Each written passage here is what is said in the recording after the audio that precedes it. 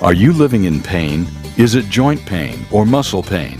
If so, stay tuned. Welcome to Living Pain-Free with Dr. Marc Darrow, MD, and Dr. Thomas Grove, DO, from the Joint Rehab and Sports Medical Center in West Los Angeles. This is the program that can give you effective solutions for the pain you've been living with. Dr. Darrow is a medical doctor board certified through his studies at UCLA, and Dr. Darrow uses stem cell and platelet-rich plasma to heal your body. He teaches about the use of stem cells, PRP, and prolotherapy.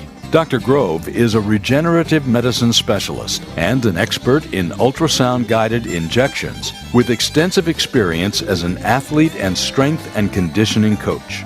Today's program could open up a new life without pain for you. To speak with Dr. Darrow and Dr. Grove, call 866-870-KRLA. That's 866-870-5752. Ask for a copy of Dr. Darrow's book, Stem Cell and Platelet Therapy. Regenerate, don't operate. Now, here's Dr. Darrow with his co-host, Dr. Thomas Grove. Hello there, Dr. Grove. How are you doing today? Good morning, Dr. Darrow. Are you living it up? Living it up. Got a workout in. Feeling good. All right.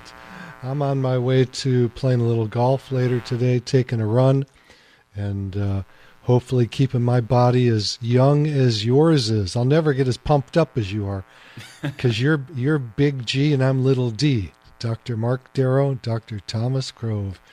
So today what we're going to do for the audience is educate, educate, educate. It'd be great if you guys could get on your Google right now, because we're going to throw out a lot of medical terms. And if you go to google.com, you can throw those terms right in and then click on the upper left where it says images, and you can actually see the anatomy of what we are talking about. Our goal here is to alleviate needless orthopedic surgery.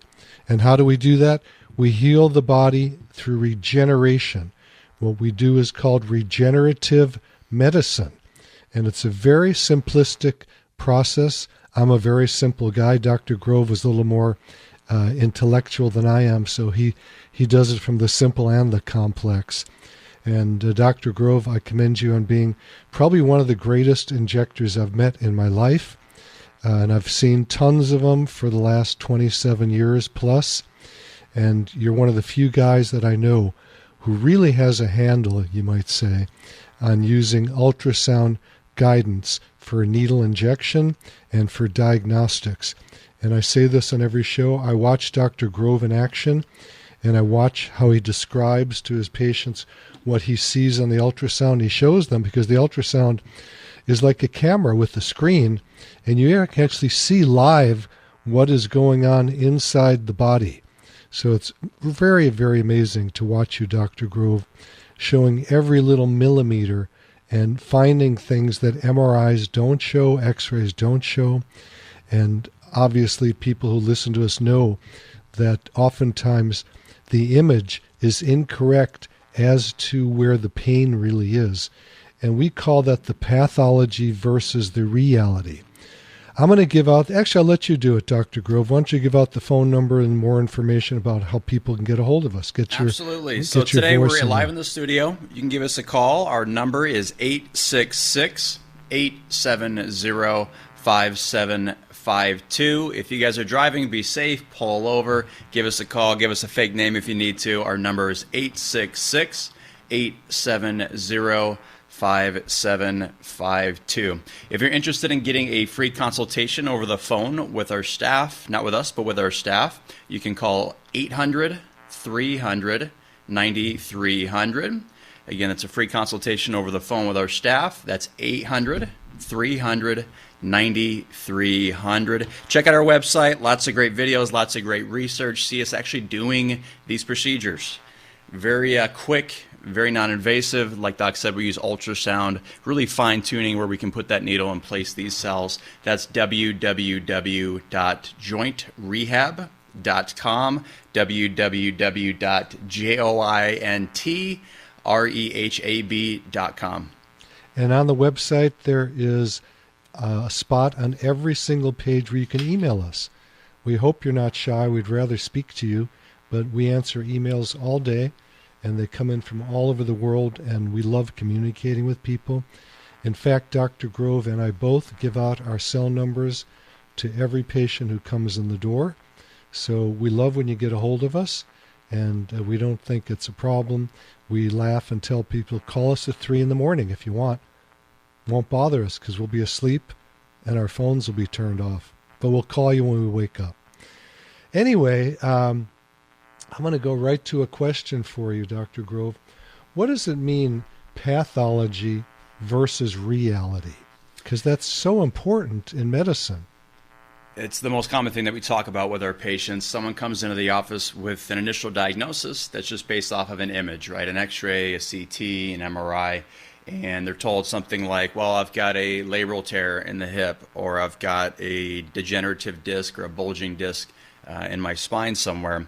And our job is to tease out what is actually causing your pain. So a lot of times what you see on imaging doesn't line up with what the actual symptoms are in terms of what you're coming in with, right? So a lot of times a physical exam will tease that out, making sure that you're putting your hands on your patient, pinpointing where that pain's coming from.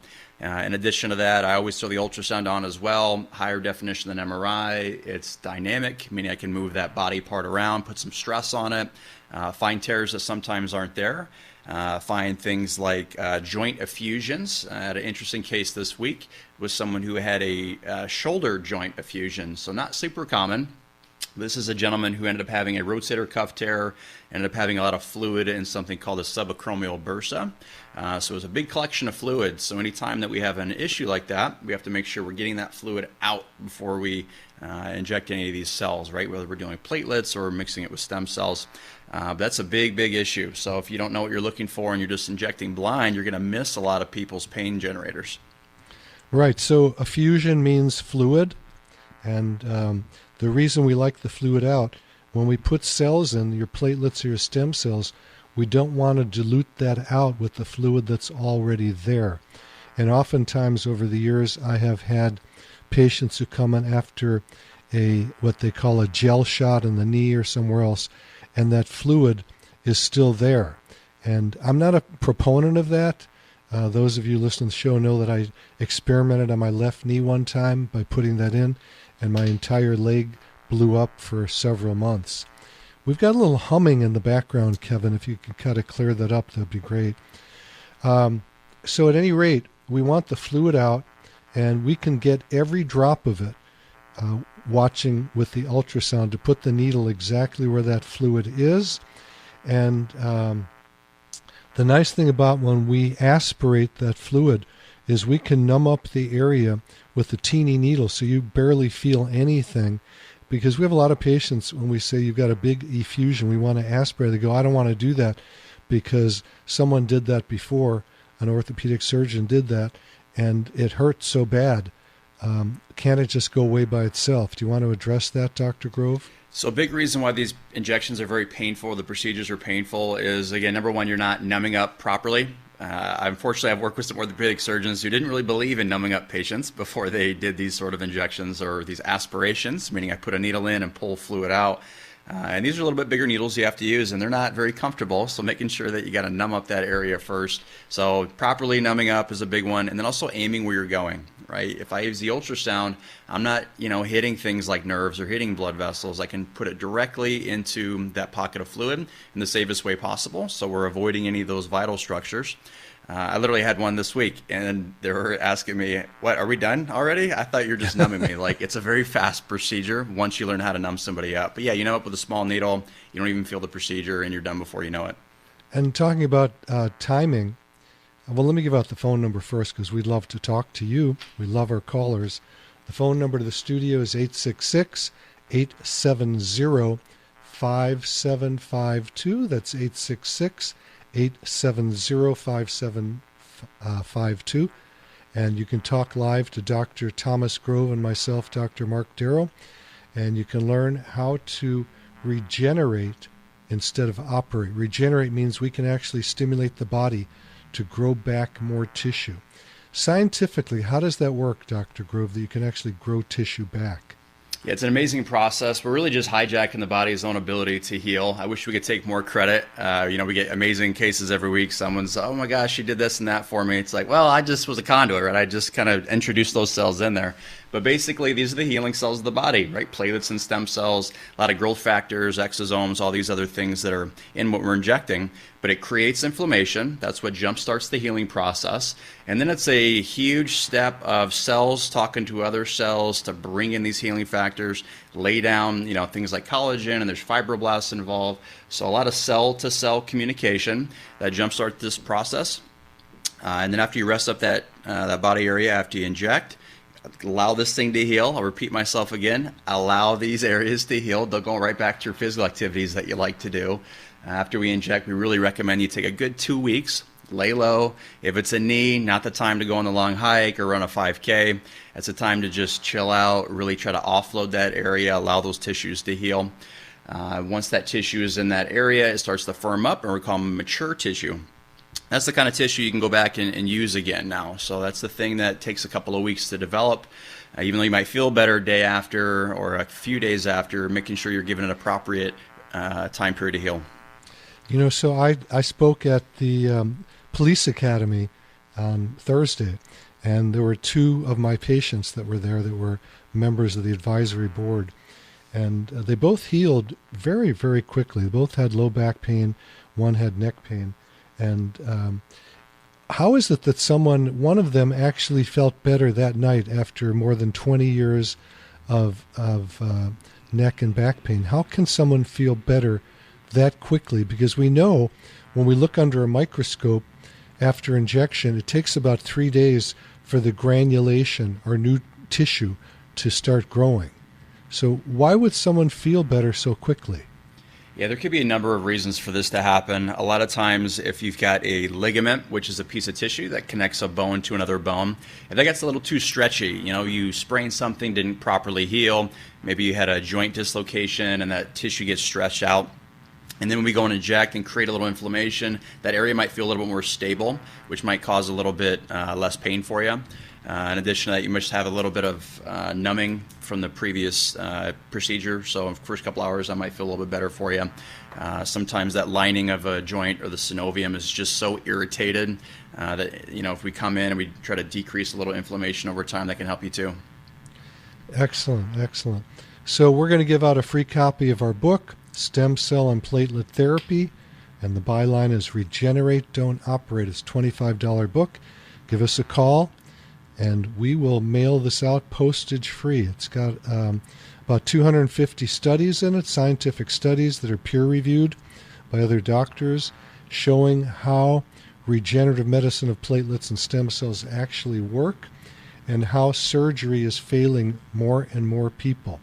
In your experience, Dr. Grove, and we have to give this caveat, we both love orthopedic surgery because it's fun doing it. It's not fun getting it. What's the percentage that you see of people that get better with surgery versus regenerative medicine? I know that's a tough question. Yeah, because you're looking at studies, it's not going to be everybody, and obviously we're a little biased because we're getting those, failed procedures, failed surgeries. The bigger question is how many people come out of these surgeries and they're worse, right? So you have to look at things like complication rates. So things like infection, or if the joint that's replaced, that hardware gets loose, right? Sometimes you just have brain fog from the anesthesia that you have to use to undergo the procedure. So there's a lot of different things that can lead a patient not to feel better after that sort of surgery. In addition to that, just the time frame of it. I had a patient this week who's really, itching to get back to activity and wants to get back as fast as he can, and he's considering surgery. And I just very plainly laid it out for him. Like, have you talked to your surgeon what your recovery period would look like for you? Right? Like, you're going to have to offload the area, and then there's going to be months of rehab, as opposed to what we were proposing, obviously, was injecting the area, which would be maybe a couple of weeks you have to take off because he's feeling better.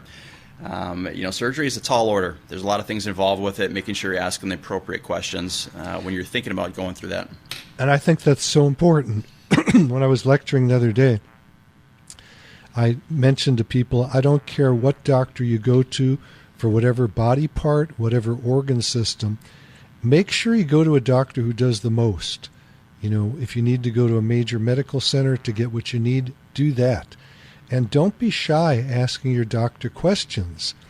Doctors are no longer the gods. Google is more of a god than a doctor in getting information often. And a lot of doctors don't like to give out the information, and they're in a rush seeing a lot of patients. So I think it's really important, like I said in the beginning of the show, Dr. Grove and I both spend a lot of time with patients. Typically, a new office visit may be an hour of just answering questions and making sure the patient knows that what we do has no guarantees involved with it. There seems to be an idea with patients that if they get surgery, they're going to be fixed. And unfortunately, our office is crowded with new patients who have had what we call failed surgeries. That means a surgery where they didn't get any better or they got worse. And again, we have to be careful. We don't want to put down surgery because sometimes surgery is really needed. But what we're finding is that most of it for these procedures that we see being done never should have been done, and the studies bring that out. The Veterans Administration has stopped these meniscal tears on knees now, these surgeries, because they find out, do you know what the stat is on that? A certain number of months, like 6 months down the road or something like that, you're about the same whether you had the surgery or not, but with the surgery there's a chance you could be worse. Yeah, especially at the 1 year mark. Yeah, when you're looking at things like these clean out surgeries, it's just the phrasing a lot of these patients are using with me. Well, my surgeon said if I do a clean out surgery, it's going to heal the area. When the reality is, when you're doing surgery, this isn't healing anything. You're going to go in and create inflammation. You're going to create scar tissue. You're going to trim out healthy tissue like meniscus, articular cartilage, which is the thing we're trying to rebuild and regrow with these injections. So to me, it just doesn't make sense. I think it gives people a false representation of what is really going on. Not to say you can't, certainly feel better after surgery. There's something called the placebo effect, which is very powerful.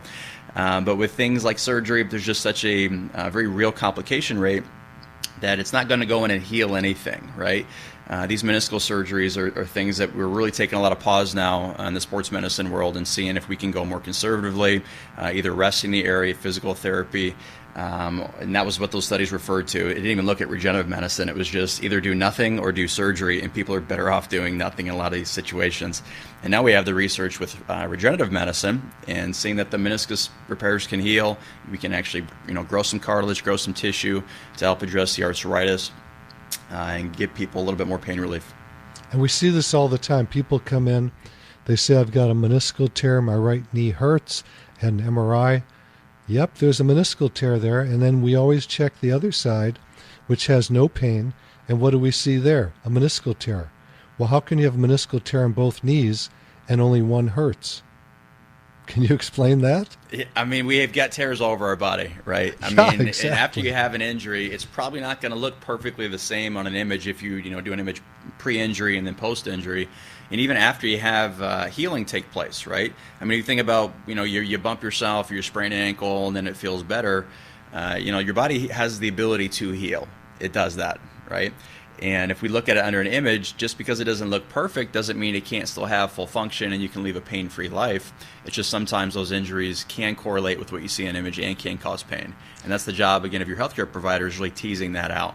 But just because you see something on an image is not a reason to freak out and, well, it's got to look perfect in order for me to live a pain-free life or get function out of this body part again. That could just be what it looks like for the rest of your life. And a lot of times we've got, like Doc said, injuries on the other side of the body that have no symptoms at all, that can look worse than their presenting body part. And we see that all the time where someone comes in with the wrong diagnosis. And we talk about this with the hip joint all the time because that's a very complex area. Can you describe what you've seen with that, Dr. Grove, when someone comes in and they say, I've got terrible hip arthritis, and what do you find often? Yeah, so a lot of times you can have worse arthritis on the other side, or their pain generator's not coming from the joint at all. A lot of people will describe, lower back or hip pain groin pain, it's very ambiguous. I mean, some people will call, their mid-back, hip pain, or they'll call their hip their low back pain, or sacral pain, or it's sciatica. So there's a lot of anatomy, there's a lot of structures around these areas that can cause pain for people. There's also something called referred pain, which can be very confusing to a patient because it hurts in one area, but then the source of that pain could be coming from somewhere else. Another way you can think about this is the wires kind of get crossed, so the nerves that innervate one area can communicate with a larger area than what the actual tissue is. So if it hurts in one spot, it doesn't necessarily mean that's where the pain is coming from, right? And again, that's the job of the physician, to go after and try to find where that pain's coming from. Why do you think physicians are not trained in Good question, finding Doc. Don't have a great answer generator? for that, man. I mean, you got to do the work. You got to find people that are really good in the field and get the training and take the time to do it. It's way easier to just get an image, and lack of a better term, you're just being lazy and say, oh, that's the source of your pain. Let's shuttle you to surgery, pan on the back. Everyone's getting paid because these are expensive surgeries, and round and round the medical system goes, right? Take the time, talk to patients, listen to them. What is the actual history of what's going on? Again, learn how to do imaging yourself. Again, ultrasound's fantastic. It's such a great tool that I have the ability to use. But, don't get it confused. It took a very long time to get good at it, years and years of training. That takes a lot of time and a lot of commitment. But these are all pieces of the puzzle that you've got to, have in front of you to make a proper educated guess of what's going on. It dismays me, and I know it dismays you, that the medical system, like every other system on the planet, is a little bit off, you might say. And Dr. Grove and I, what's the thing you say, it's scratching your head? Yeah, it's a bit of a head scratcher. We can't, not that we're better than anybody else, it's not that. It's just that we're looking for the thing that is causing your problem. And we don't find it in images. We don't find it in MRIs. We find it by using our hands. And I don't understand, we can't understand why other doctors are not doing that. Why are they just going to images? Or we'll get patients in with a diagnosis that's wrong. Mm-hmm.